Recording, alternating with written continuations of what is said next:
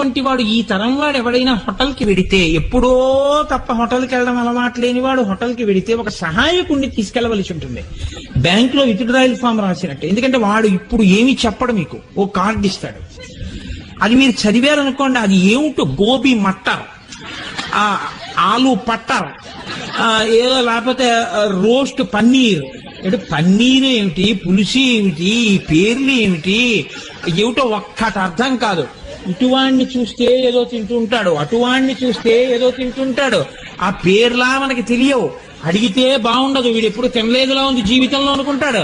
అందుకని తోడు ఎవరినన్నా పిల్లని తీసుకెళ్లి ఆ పిల్ల చెవిలో మంత్రోపదేశం చేసినట్టు, తాతగారండి వెన్న రాసిన రొట్టికే ఏమంటారండి దాన్ని, నాన్ అంట.